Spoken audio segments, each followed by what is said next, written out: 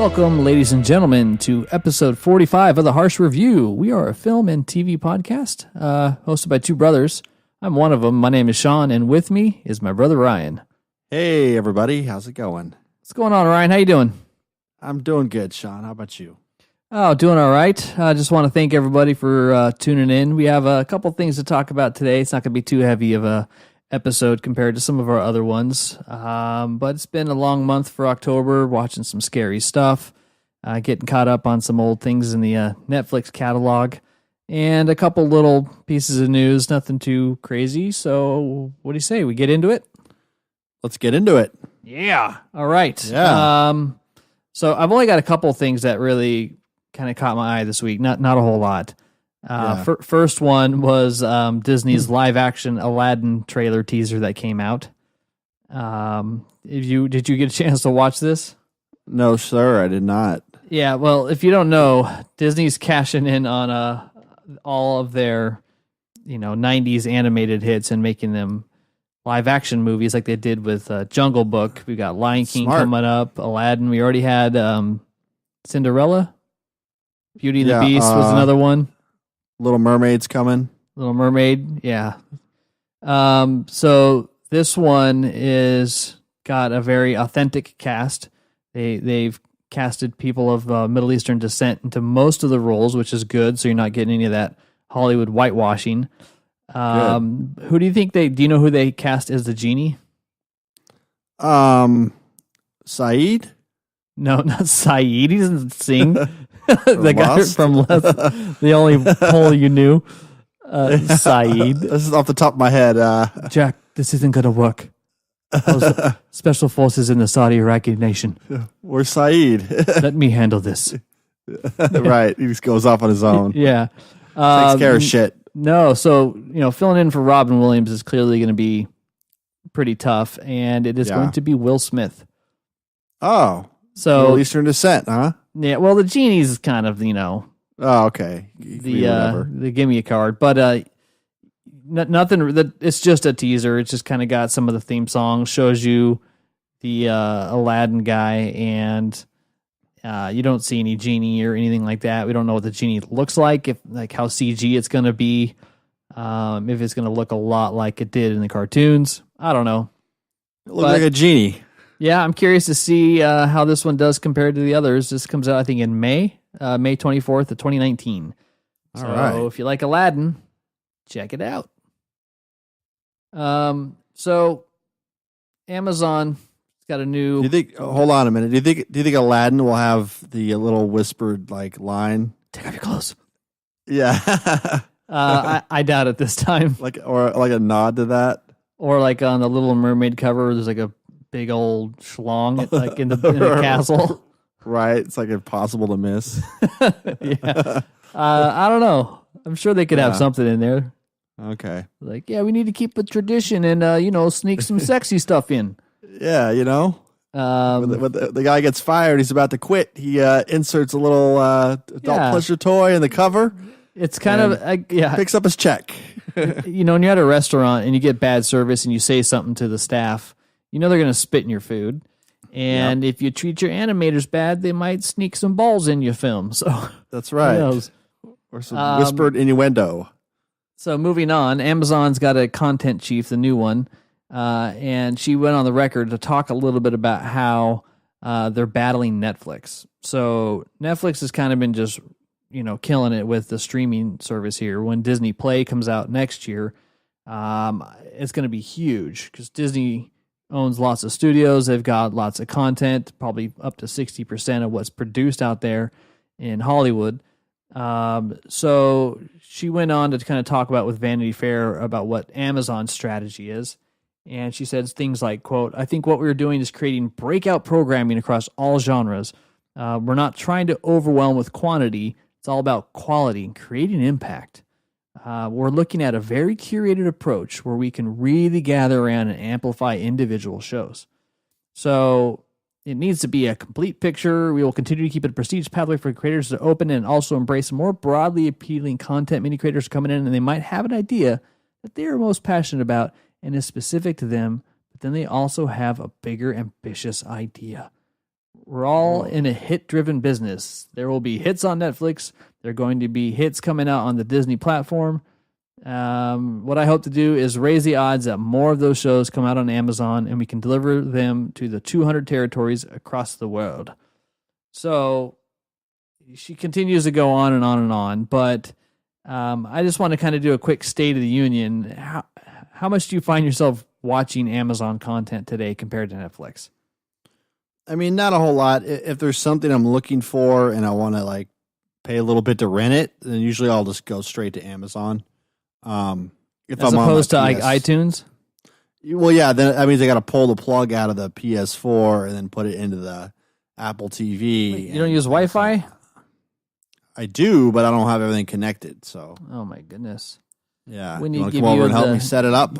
Yeah. I'll just send you a YouTube video. How to use Wi-Fi. First, turn on your PlayStation. Next, go to settings. Okay. Network settings.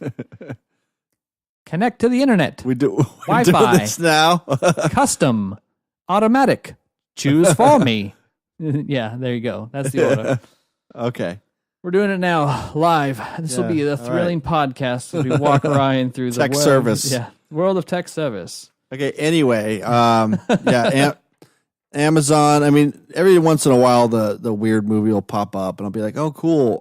There's a lot of cool like music documentaries I'll find myself watching. But the funny thing is like they don't have any like music from the people or like the actual person in them. It's just like they interview everybody that surrounds the person, which is kind of interesting. So there's like I've been watching a bunch of like Bob Dylan documentaries, and Bob's not in it, but like everyone else who clean up his cigarette butts or whatever, they're in it. So you get a lot of those kind of mundane things. But yeah, I mean, I'll go to Netflix a lot more often, just to be honest with you.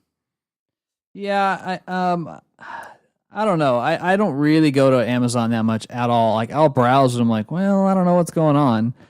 And I still am not too thrilled. I think Netflix made some improvements to Apple TV, which is where I consume most of it. I like that you can download stuff. I traveled last week and I downloaded a lot of different shows and I watched some of those shows locally without being connected to the internet, which is great. But I really think somebody needs to nail this interface thing. I've talked about this multiple times. I just am not a fan of this infinite scrolling list, and I know I'm only seeing a percentage of the catalog, so I'm sure Amazon has more content in there. I just hate browsing Amazon. And they also sneak in look at this. You click on it, and then it says, how do I watch this? And you're like, well, what are you talking about? I'm here. Give us money. And you're like, well, I do.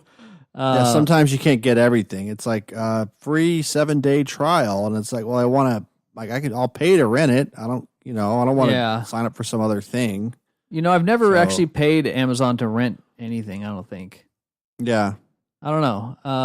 I don't feel like I have. Okay. Maybe that's just me. Yeah. Is it just me? It's just you. Damn it. You're the problem. I am the problem here. Well, you said doing a podcast, you're going to learn a lot about yourself. I didn't take it serious enough. Yeah, well, that's what a podcast is for. Yeah, it's true. Or with therapy. Yeah, you're hearing the therapy show of two brothers using movies as a disguise for the true purpose of the show. Tech service and then flushing out our innermost problems. Yeah, our deep emotional baggage of our childhood. Why were you mean to me? We're going to get into that on our Halloween episode. I got sick of wearing your clothes. Right, the hand-me-downs. Trying to live up to your good grades, your English major ass. Helps the show. Yeah. Well, I'll cut all this out. All right. So, no, you won't. Yeah. Just send me a text to remind me. If you need help doing that, let me know. Okay. Yeah. That's all I have, dude. Oh, okay. That was train wreck news. Yeah. Well, it got derailed. I think we broke down some big barriers. Yeah. All right. Well, I got some stuff for you. Take it away, Elder Harsch. All right. So, South Park, I think it's still the funniest show on television. Mm-hmm. Recently they slammed The Simpsons. And I read this article is on Screen Rant, and you really don't think about it, but the Simpsons has been on for like 30 years. And recently there's been a controversy over Apu. It's been going on a while. Yeah, but it's like, it's just, I mean, there's been like I guess a documentary that was released for last year called The Problem with Apu. Okay. And so, yeah, it focuses on how the Simpsons character is essentially a collection of stereotypes about Indian people. And then even more so, we have Apu being voiced by a white guy. I mean, Apu's been on the show from like day one. So it's just interesting how times, finally we find out, oh, yeah, that is kind of a stereotype. I mean, the Indian convenience store clerk owner or whatever. But anyway, like, Hank Azaria, who does the voice, said he'd retire the character or let someone else take over the role. But South Park has come in and chimed in on what they think. So there's a newer episode I just checked out. It's with Mr. Hanky, the Christmas Pooh. And basically in the episode, he's just like this flaming racist, like saying all this crazy stuff on Twitter. So they decided to exile him from the town forever. And he's shipped off, according to Randy, my favorite side character. Yes, he's the best. To a place that accepts racist, awful beings like him, where people don't care about bigotry and hate. And then cut to we get the skyline of Springfield. We pan down, and it's the Simpsons on South Park. Oh, really? And they're all like, yeah, it's like there's the town square, and all the characters are standing around. And then, Apu walks up and says something to him, like a greeting. And, and then we cut to a black screen with a hashtag cancel the Simpsons. Oh, my goodness. It's so funny. And this is the most recent one that came out? Oh, yeah. You can find it on Hulu because they put all their newer ones out. So, and it's funny because the episode is called The Problem with Apu, P-O-O, and then it, clearly kind of... it's clever. Yeah, so I mean, we don't know. Like, I'm sure Trey Parker and Matt Stone are, I don't think they're seriously bothered by it. Like a couple episodes ago, there was a cancel South Park thing, so this kind of calls back to that. But yeah, it's just kind of funny how it just seems to me like South Park has always been a lot more relevant just because they can get it done quicker. Whereas The Simpsons, it can be satirical, but not as topical or recent as South Park. So yeah, I think South Park it started off as just kind of like locker room humor, but quickly found its stride when it shifted its character focus and started doing things that are more politically incorrect. Right, and you kind of realize it's not about the kids at all, and it's really all these undertones to every kind of story. It's just very clever, yes, and that's what makes it South Park. Whereas The Simpsons, it has way too much time under its belt just being The Simpsons. And they only really started to try to be more relevant in some of those. They had little digs here and there, but I think when South Park started getting really successful and a little bit more raunchy, The Simpsons started kind of deviating a little bit. Their version of that was it was all about Bart, and then once it shifted to Homer, that's when it became a huge success. Mm-hmm. Yeah, but here you have like a drunk, that's the main character, and it's just a different type of show. And I think The Simpsons has just changed a lot over the years. I haven't watched it in a long time. It's been a while for me too. Yeah, so I really can't comment if it's still good or not. Yeah, it just. I mean, it doesn't seem there's a great documentary. It was on Comedy Central at one point about how they make South Park, and I mean, basically every episode they do it in about a week. And that includes everything from the story conception to like the animation. And then it seemed like the biggest amount of time was clearing stuff with the censors. They have to, like literally send pieces of the script off to get like approved. And then, last minute changing stuff and, just kind of pushing the envelope constantly. Whereas I think with The Simpsons, it's like they're doing a lot of their animation overseas. So it takes longer, for stuff to kind of be hashed out. So they don't really have the luxury of being able to like, say we have the Kavanaugh thing going on in this latest episode, there's a dig on that. So it's kind of cool where, South Park is one of the only shows I can think of now it's currently on. That's like it could totally dig on current events as they're happening, as a way of reflecting on them and laughing at them. Sure. Which is I think it's great. I think we need that. So Yeah. and it's done in a very like smart way. So it's not like, I mean, of course it's toilet humor literally in this case, but it's still done in a funny, intelligent way, I think. So Nice. yeah, so check it out. It's the third episode of this is season 22 for South Park. Wow, 22. Yeah. I feel old. All right. We were talking recently about Hereditary, which you had just seen recently. Yeah, a few weeks ago. Yeah, so Alex Wolff, who is he plays the teenager, he's come out in an interview recently and said that he thinks he has PTSD from this movie, from shooting in it. Really? Yeah, he said he's actually like forgotten a shoot or two.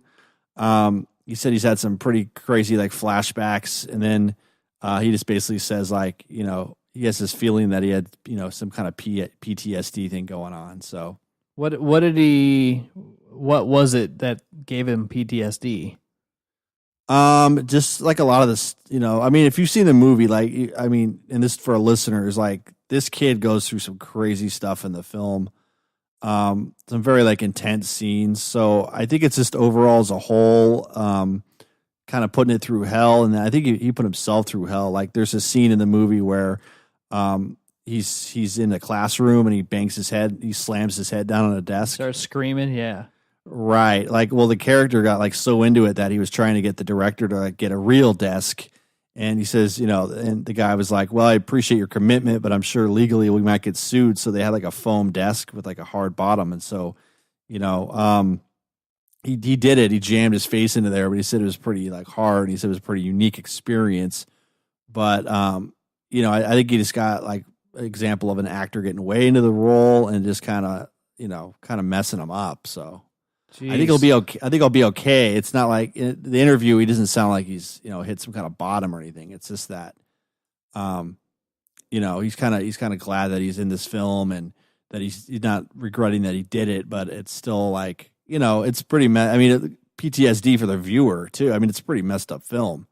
That's cool. I liked it. It's cool. I don't know. I liked it a lot. I'm not normally somebody who likes like thrillers and scary movies and stuff like that, but I'm starting to warm up to them a lot more because they're starting to get more tasteful and they're no longer like the hack and slash, you know, Halloween type movies.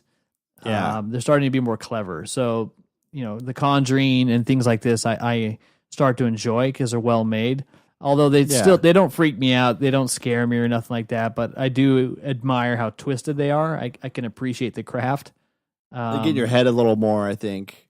Yeah, and it's not really insulting the viewer. Where I mean, you know, there'll always be an audience for like that kind of violent stuff. But films like Hereditary, it's like, yeah, pretty crazy. You leave the theater just going like, whoa. I know. One of those white people ever leave the house when it's haunted. That's stupid. So, you know, yeah, so that was pretty interesting. Let's see, I got another thing for you here. We have a couple photos from the newest Top Gun, which we do, huh? Yeah, from 2020. But the only thing I mean, there's pictures of Tom with the leather jacket, you know, and I got a Need for Speed, yeah. That's right, yeah. So, you know, it's like, that's what he posted on, someone put some Twitter on there. It says, I feel the need to see more images of Tom Cruise on the bike with the bomber jacket and the aviator shade. So I guess someone like snuck on the set or whatever, took some pictures.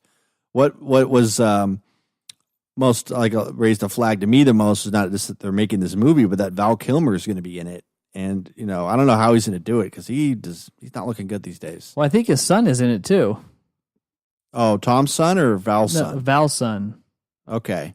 I think his kid's in it. Val's going to be reprising his role as Iceman. Yeah, they might have to do like a vocal overdub or something. Well, they did that in the Snowman, and we talked about that way back. Yeah, in the early incarnations of the podcast, where he was kind of. I mean, I feel bad for the guy, but it's like he doesn't look like he used to, and I don't know how he's going to be able to pull it off. So whatever. But it's coming out in June 26, 2020. Top Gun Maverick. All right. That's the name of the film. And then finally, we'll be releasing this the week of it comes out. Season 2, Making a Murderer, will be coming out October 19th. So it's been 3 years since the last one. So, as I get older, my memory kind of fades away. So I'm like, I really liked this show when it came out. It really kind of started a lot of true crime stuff on TV. So I've been kind of going back and watching some of the older episodes.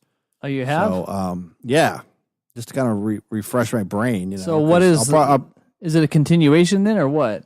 Yeah, so it's Avery and the lawyer. They're going through the appeal process, and according to the show's creators, the new episodes won't catch audiences up on everything that has happened since the end of season 1. They're going to use that time they're going to look at some old pieces of the case in a different light. Yeah.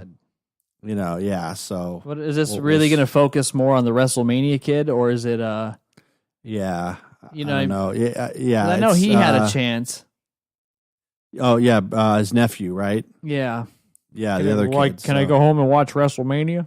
Yeah. Sorry, buddy.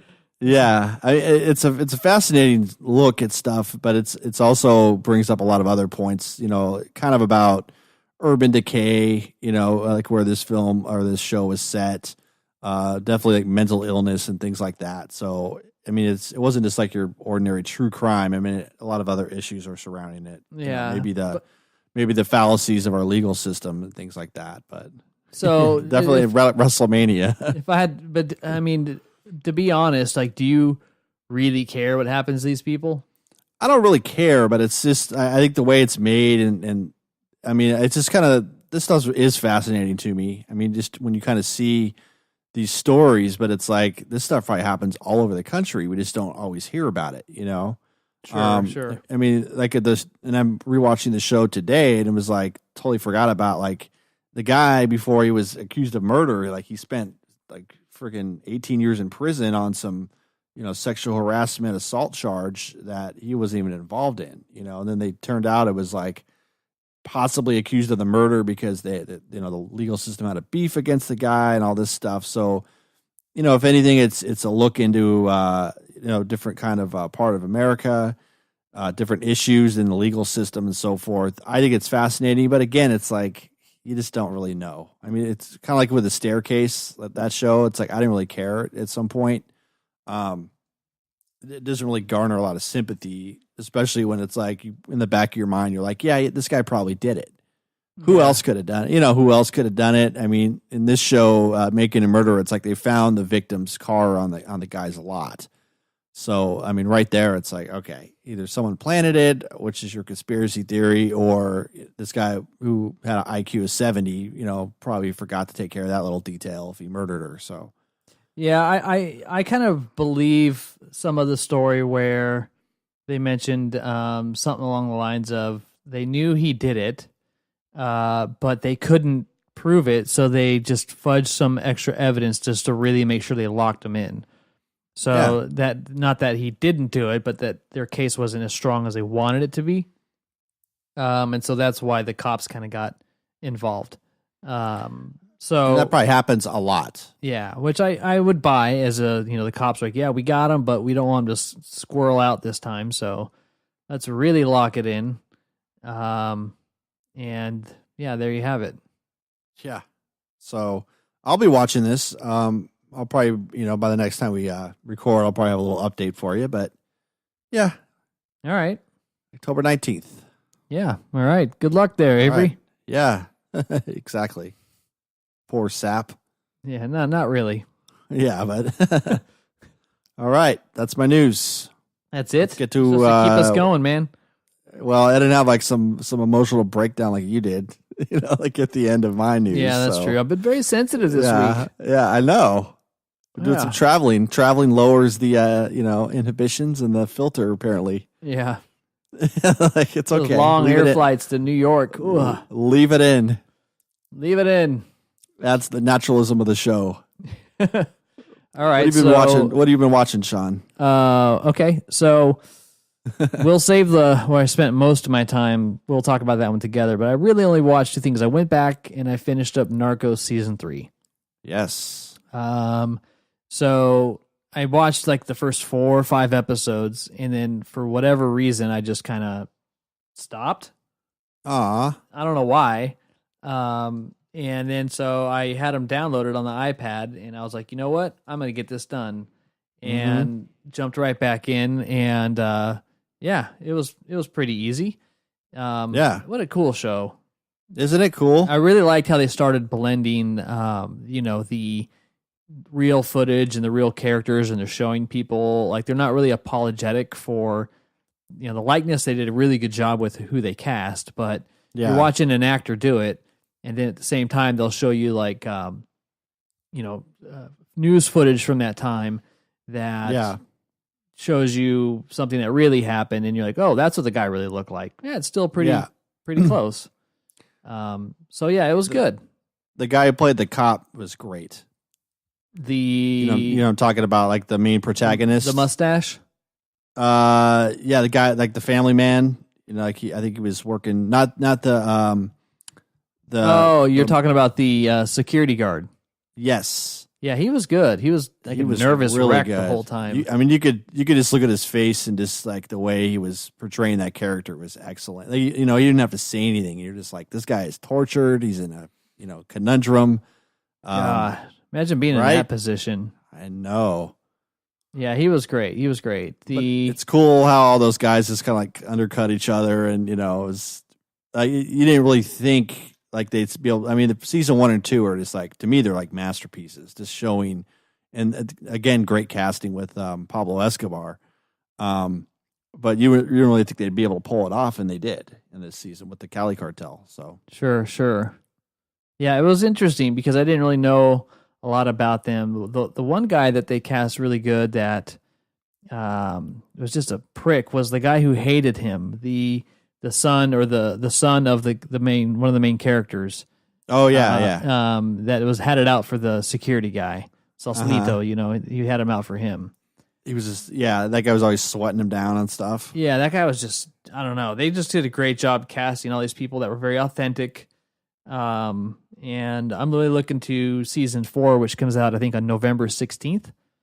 Oh, okay, cool. And yeah, so season 4 is gonna shift gears a little bit and take place in Mexico.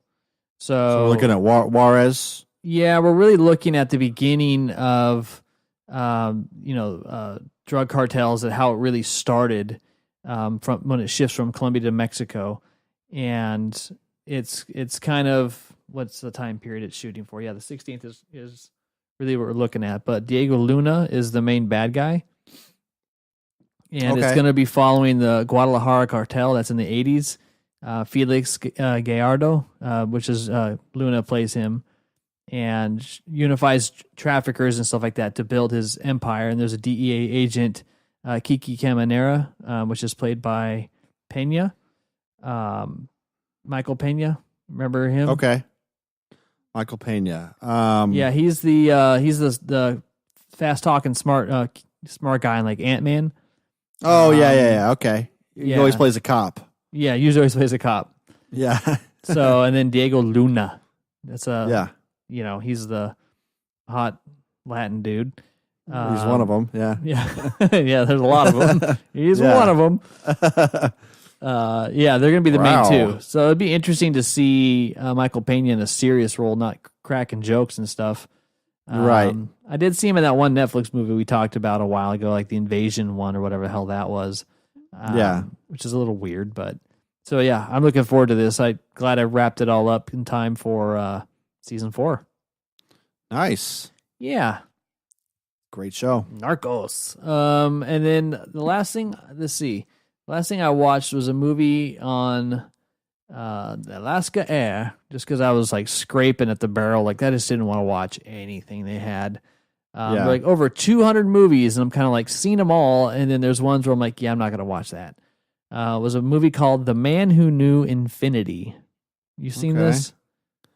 Is that about Ray Kurzweil? No. Okay. I don't know what you're talking about. It's the story of the life and academic career of the pioneer Indian mathematician Shrivasa Ramanamanujan and his friendship Nice with his mentor, butchering Professor of the G.H. name there. Hardy. You have to skip over that. Can you back up? Srinivasa Ramanujan. I think that's what it said. All right, that's Ramanujan. I don't know. Have you heard this guy before? I've never heard of his. Yeah, never heard of this guy. It's basically like a poor man's A Beautiful Mind. It stars Slumdog Millionaire and Dev Patel, and then your resident British prick Jeremy Irons. Best known for The Three Musketeers. Alfred, or that new Alfred. Yeah, new Alfred 2.0. And it's just a bad movie. I don't know. I mean, it's scored pretty good at 7.2 out of 10 on IMDb, but essentially the way that the story came out in 2015, and I like these kind of movies where it's kind of like the genius who gets discovered, but it's so predictable. And Does it have a scene where like the numbers start coming up on the screen and like they're like flashing in front of them? And you're hearing all these like violin arpeggios. And he's like, right, or like, no, they didn't really do anything like that. Really, he's just some guy that lived really poor in India, and he's just understood math, and he understood the equations. It just came to him. He couldn't explain it, but he just knew it. And he was sitting here writing all his stuff down, like in chalk on the side of like on the floor of a temple and stuff, because he was just dirt poor, right? Was he a janitor at a college? And he'd sneak into the classroom like after the professor left and like solve the problems. And then the next day the professor would be like, "Who did this? Who solved this problem?" And no one would answer. And then he got caught one night. So you have seen it. Yeah, it's called Good Will Hunting. I know. I was just letting you walk out on the plank with that one. Yeah. Like give you the whole rundown. Keep going. And then he gets in trouble and he meets a therapist. And then he's like, "How about those bananas?" Right? Yeah. How about those grapefruits? Hey. Anyways. Is that the plot of this film? No, let me continue, and you'll discover said plot of said film. Thank you for showing me the way. You impatient brother. Yeah. Where was I? So he's a super poor Indian dude, and he starts like just filling notebooks full of equations, saying like, "Oh, I solved this. Ooh, I solved that." And he sends them all out to these different people for like academic review in London. And finally, Jeremy Irons' character, he's kind of like the smart mathematician, very much like the guy in Good Will Hunting that you're talking about. Yeah. Brings him over to You want London. a Fields medal. Yeah, he wins a field, but nobody gives a shit about your medal. Yeah, a fucking Fields medal. Yeah. And so it's a real boy with real feelings. Yeah. And Sean? so it's not your fault. Sorry, not gonna let you get away with that one. All right. Let me get this over with because the movie's not that great. We shouldn't spend as much time on it. It's about math. It's not that exciting. So he brings them over to London, and he instantly like puts them up and says, "Okay, we're going to work together on these, popular equations, and everything needs to get proved." And so Ramanujan's like, "Why we got to prove stuff? It's right. It's right. I just know it's right." And he says, "Well, that's how you have to be able to prove it. You can't just give the answer and expect everybody to believe you. You have to show your work." Yeah. So he doesn't know any of this stuff. And so the whole time it's kind of like getting him to realize like this is how you break through as an academic. And they spend like half the movie with this tug of war between like prove your shit and let's keep working. And then you got the typical, this is like takes place like in the 30s, late 30s, during right when the war started kicking off into London. And then you deal with the typical, he's like one of the few Indian people that's in London during the time. So he gets bullied and all that stuff. And then nobody accepts him at the college. He doesn't have a proper degree. Eventually he discovers some kick-ass stuff, gets it published, and then has one of those, beautiful mind moments where he's like sitting at the table and everybody like gives him their pen. It's got one of those moments where all the people are rapping their knuckles on the desk as they make him like a part of like their whole thing. But then he gets tuberculosis and dies at 32. So that's terrible. Yeah. That's those kind of movies. Like there's another one that's kind of like not the same thing with like The Imitation Game. Yes, that's another great one. Great movie, but then it's like you find out like what happened to the guy after. Yeah, like, they wrapped that up rather quickly as well. And it was because he was homosexual and he just people were being bad to him. Yeah, and then they forced him to take drugs that like limited his, his impulses or whatever, and then he like committed suicide. Yeah, by biting a poisonous apple. Right. Yeah, it's just horrible. Yeah. People are just shitty people out there because like they're geniuses and they're great and they could have contributed a whole lot more, but he wasn't getting the care that he needed. Right. And the professors and stuff there were just grinding him to do more and more work, and they were like just taking it at his word that he was okay. So he just really was taken advantage of. But they've unearthed lots of journals of his since then, where he's still like proven formulas that people have been trying to work out for decades. So he was one of the few math geniuses. But the movie doesn't really capture a whole lot of why his mind worked the way he did or him as a person. It was more about like just that short-term struggle of getting published. And I really felt like they just skipped over a lot more about like what was his motivation as a person. And I don't know. If you like those kind of movies, it's still interesting to watch. It'll keep you interested. It's just not that great. It's not executed that well. I mean, Slumdog did a decent job. Jeremy Irons is just crotchety. I don't know. It felt a little bit lower budget for what it was, but there you have it. Yeah. All right. The Man Who Knew Infinity. Okay, that's gonna do it for me. All right. So let's hear what's on your list. I'll do it before we talk to our big one. Yeah, I'll do two, and then we'll do our big one here. So these are all Netflix shows. So the first one is Netflix recently announced that they're going to be doing a monthly series focusing on music and kind of microscoping in on like a specific artist and like maybe a point in their life. So the first one, it's called Remastered. So the first one is called Remastered, Who Shot the Sheriff? And it's about Bob Marley. Oh, cool. Who's one of my favorite artists. So, this focused specifically on when Bob Marley was like nearly killed. So it's very, straight up documentary. It doesn't really give like a lot of backstory, which it doesn't have to because it's just focusing on, Bob Marley was in Jamaica. Basically, he was caught up with like, there's a lot of political strife going on. And he was, some people came into his studio one night and like shot it up, and then he ended up getting hurt, and his wife got shot in the head, but she lived. So, a whole bunch of stuff went down. So it's pretty good. I got a lot of footage of him, obviously. It does get like a little bit into like, the conspiracy, like maybe this was inside job, maybe even like involving the CIA.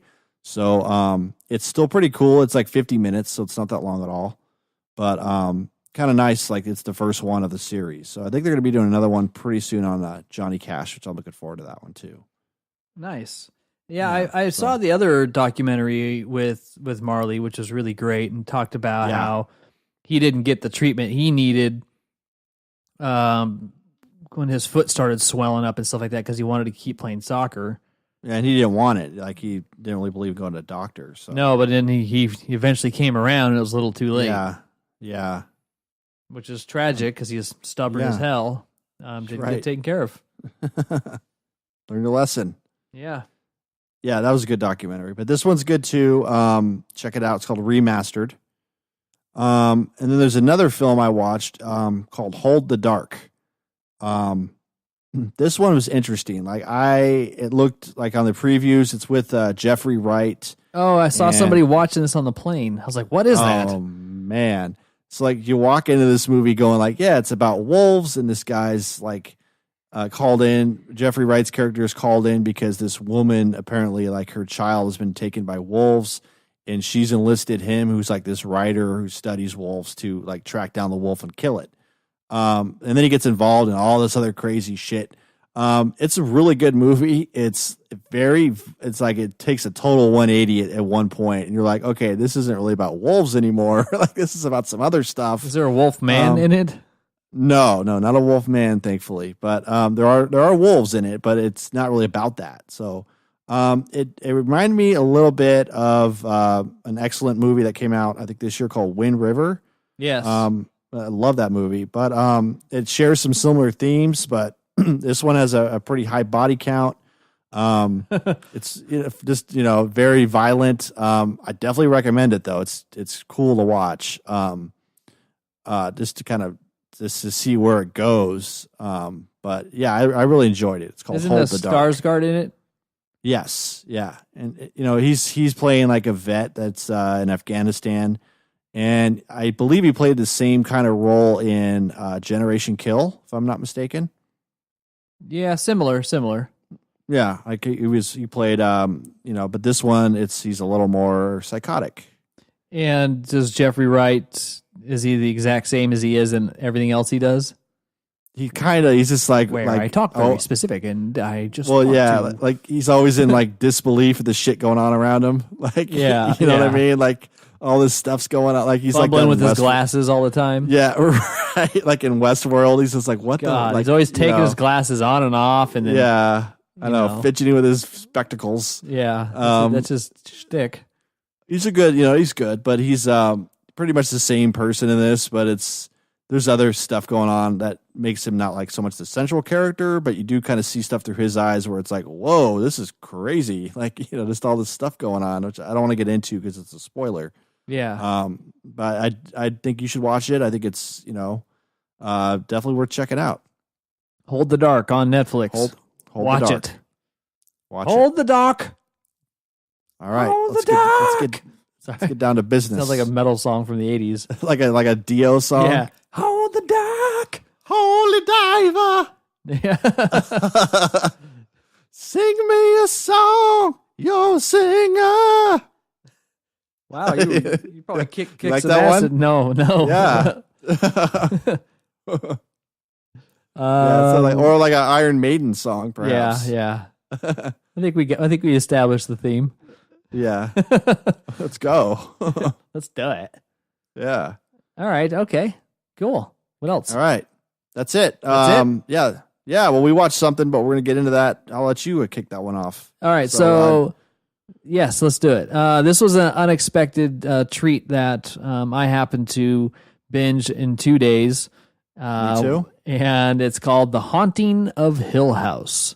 Yeah. So, I was watching this with Jenny, and she was like, hey, can we watch this? And she likes the scary crap, but she doesn't want to watch it by herself. And I was like, sure, I'll indulge. And it was very interesting. I think it's 10 episodes on Netflix. Yeah. And so it just came out last Friday. And essentially it's a story that flashes between the past and present of a kind of a pretty messed up family that confronts haunted memories of a time when they lived in this old home and all the events that drove them from their house, because to kind of set it up is Elliot is E.T. Elliot from E.T., the guy who's like, oh, she's a prim looking stargazer, ain't she, from Gangs of New York. Oh, right. Yeah, that guy. He looks pretty good in this. Yeah, other than his blue contacts, which kind of threw me off a bit. Yeah. But he looks like he's aged pretty well, because it's interesting. Like, I think when E.T. came out, he was probably the same age as us, so maybe a little older. But yeah, he's a little older. He had a pretty prominent role in this one, which is cool. Yeah, and so he's married, 5 kids, and him and his wife, who's like an architect.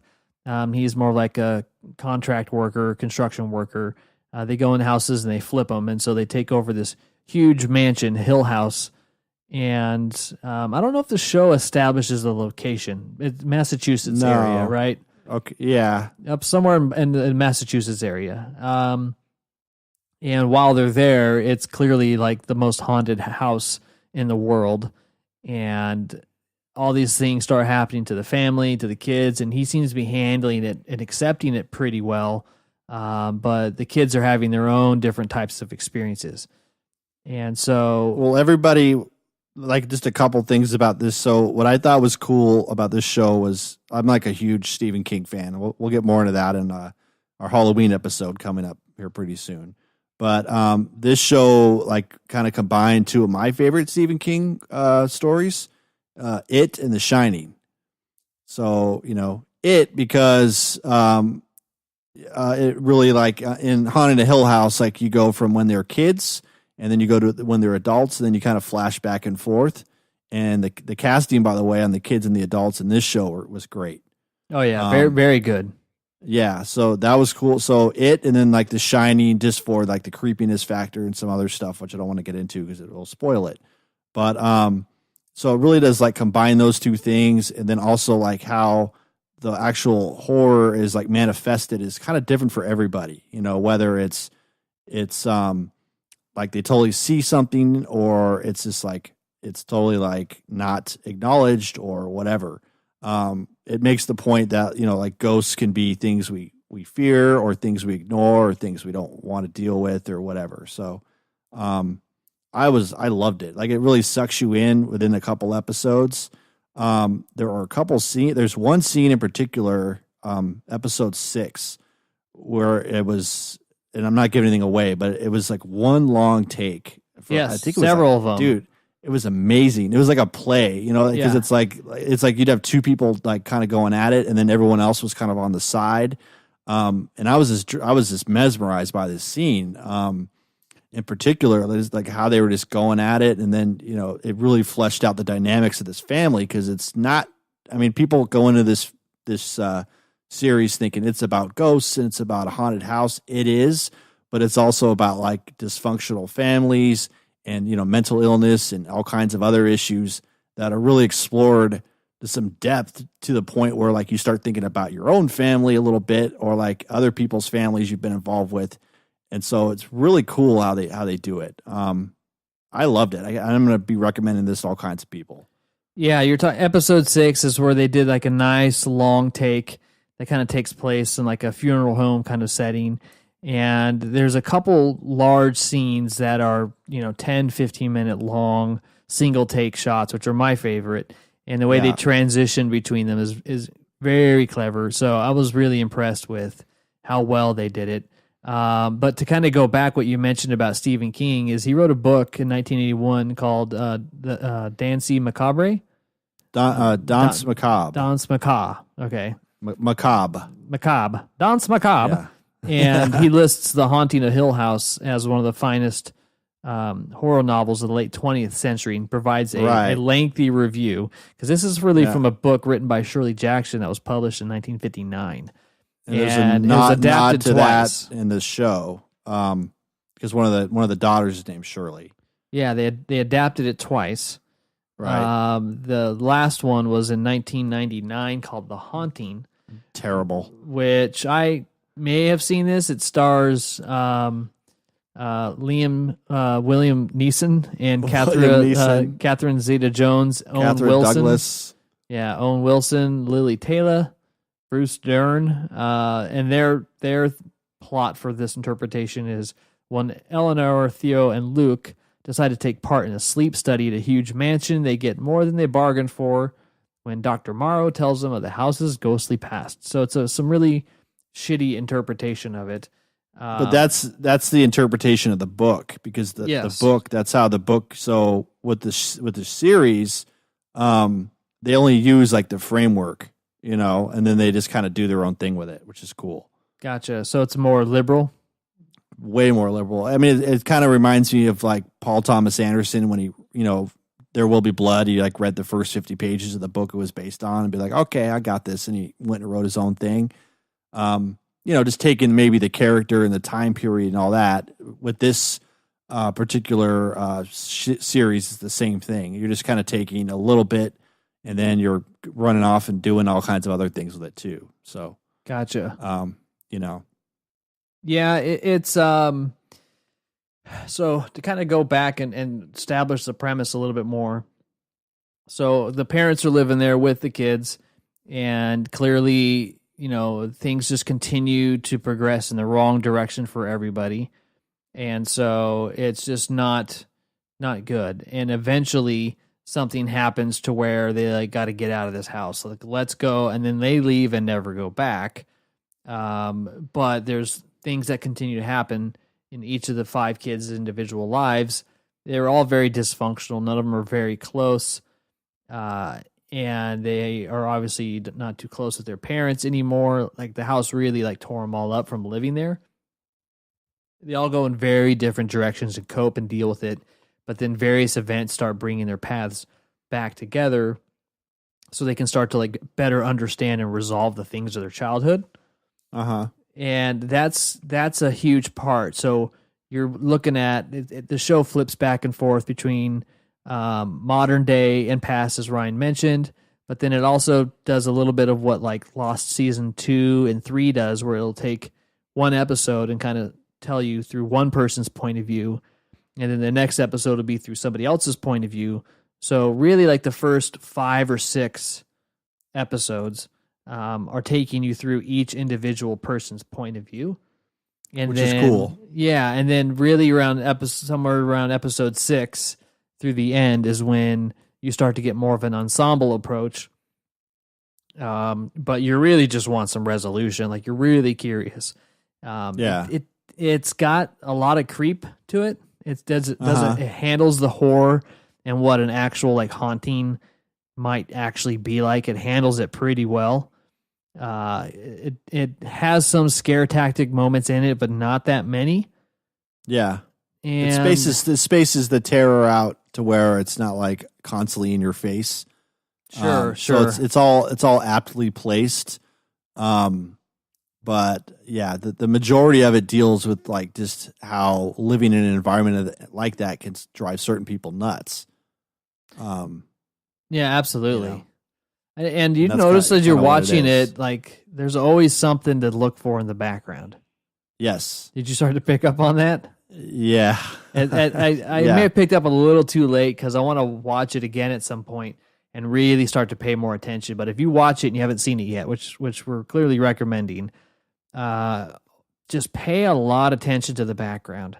There's always little Easter eggs and always something creepy back there, or just some type of nod to a theme or something that's going on. Very purposeful, because they shot it at this huge mansion. That's actually the exteriors. It's a real place in Georgia. But then the interiors are all like a set. And very much like you mentioned, or Hereditary, where if you've seen that, the interiors of this house was a huge set that allowed for a lot of nice camera work and seamless motion transitions between upstairs, downstairs, in and out of rooms. So that's where The Shining comes in. Yeah, that's why I mentioned The Shining, because it reminded me of that, where you have that claustrophobic space, because you don't really see the outside of this house a lot in this series. No, they just did some exterior shots and stuff like that, but most of it is inside this house. It's a huge mansion, super creepy, but you really start to understand the layout pretty well just by watching it, and it's because the camera can move around this whole place in like one take, and you really get a good sense of this is an actual place. And the reveals in this series are great. I mean, like you start to find stuff out as it goes along, where it's not like at the end, it's not one big pow. Yeah, there's no gotcha. You know, it's like there's a bunch of gotchas, you know, that are kind of like, oh yeah, she does this because, or this happened and we saw it a couple episodes ago. Now it makes sense. So it's not always, I mean, it doesn't insult you at all. It's always this like, yeah, this is going on because of this, and we're going to explain it later. And so you have that where there's no like loose ends. Everything kind of makes sense and it's all woven together, which is great, because then it's like you want to go back and see it again. Yeah, so to kind of give you a little bit more context on that, is you might be watching one plot develop, and then it will take it all the way to the, you know, to a certain point, and then that episode ends, and then the next episode will pick up, and it starts at a completely different point in time. And so you're kind of watching it, and you really don't know where you're at with time. But then it starts to weave itself in where the last plot point was put on pause, and then it takes it off from there from somebody else's point of view. So it's almost kind of like 3 steps forward, 2 steps back, 3 steps forward, 2 steps back. And that's where the plot like slowly kind of progresses. But every time they take a step back and catch you up on somebody else that's happening in parallel, you start making these connections, because then you understand things that happen. Right. So you'll see. But then it's like, as you're watching it too, you get disoriented, much like the characters. right? I mean, Absolutely. with the time, but then it's like they always kind of reel you back in. So it's not like, I mean, at times you feel like you're living in that house with these people because of everything that's going on. And so you feel that disorientation where it's like, where are we at now? What's going on? But you're never confused. It's just kind of a weird feeling to be in. Yeah, you can follow along pretty well. You can. Yeah, it's very clever how they do that. So I thought they did not only a great job with just the editing and the way that they kind of paced this. They took a linear story and edited it together to make it really compelling and interesting in a very unique way. Yeah. I thought that they handled a lot of the horror elements very tastefully, and not only it's what you see on screen, but what you don't see, they did a good job with. I don't recall anything too heavy from a point of view of like music or a score. No. I thought the cast was great. They did a pretty good, pretty solid job, performances and stuff all around. Yeah. The sets were awesome. The camera work was really well done. The color grading looked pretty awesome on the show. I did feel that it kind of flattened out a little bit around 9 and 10, where you're kind of you start to kind of get to the wrap it up, Yeah. Could have been an exposition, and then you're wondering like, okay, like we're only going to be doing this in an hour. Like we have an hour left, maybe we're going to finish this or what, but it's not like you're like, come on, let's, it was just kind of like you spend a lot of time prepping and building up, but you kind of have to, I think. Yeah. Like it's it really getting the psychology of these characters. The resolution isn't like, and everyone's happy, the end. It's not like a the end kind of thing, because this is something that's been happening their entire lives, and they're going to have a relationship with, this house and these types of things. Like they clearly have their entire life, and that's appears for these characters going to continue in some type of way or whatsoever. It's had such an impact on them that they can't not have some type of relationship with it. And so, I'm really, it's not something that they're going to be making season 2. They could if they wanted to, but I highly doubt that. I mean, you can always go back in time. Yeah. I'm just glad that J.J. Abrams wasn't involved, because then it would have had like some wormhole bullshit. Yes, I know. Which like everything he does now, it's like, hey, got to put a wormhole in it. Look at this big wardrobe, and when you go through it, you're on Narnia. Yeah, that's what kind of made Castle Rock not like disappointing for me, but it was just like, oh, who's doing this one? Oh, wormhole, so it's like you have to throw in the wormhole. Yeah. And it's like, it's become almost like this easy plot device where it's like you can get away with a lot of shit. You just put a wormhole in there, and then you can explain why this is happening a lot easier than like taking the time like this show does to flesh stuff out and, show you like some great like acting showcases, which I think like is the strongest point of this show. It's not so much the scare, it's like the acting and the scenes and the dialogue are outstanding. Well, that's where Lost got into troubles. They started playing with time, and then they started relying on it too heavy to cover up their plot holes. And this show doesn't use time in the same way. So it's more about when do they reveal to you events that happen on a linear timeline.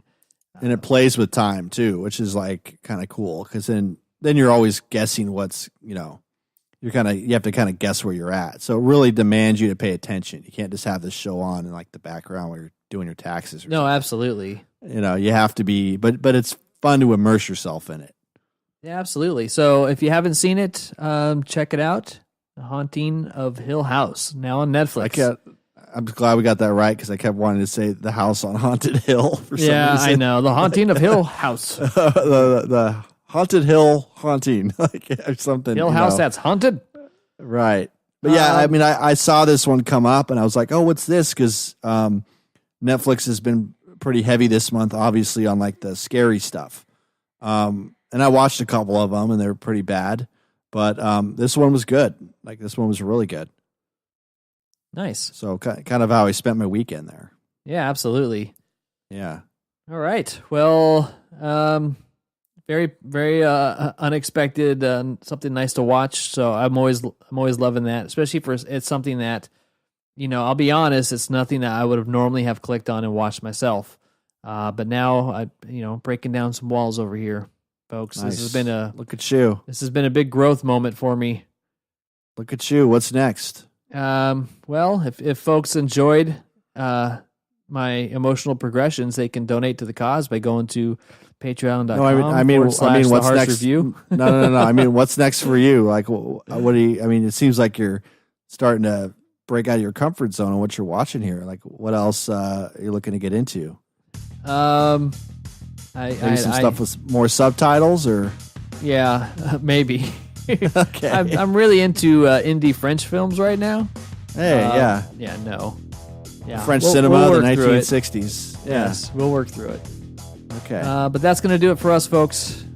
Episode 45. Thanks for stopping by. If you're new, welcome to the show. Don't forget to hit subscribe on your favorite podcast player of choice. And if you're a repeat listener, just want to say thanks again. You can follow us over at social media at the Harsch Review at all your favorite places. Stay connected to the Harsch Brothers, as we like to talk about movies, news, entertainment, and all things fun. We'll be back next week, episode 46, with some more content leading up to a fun Halloween episode that we have coming out later on this month of October. Outside of that, we'll catch you next week. My name is Sean. And I'm Ryan. Have a good one.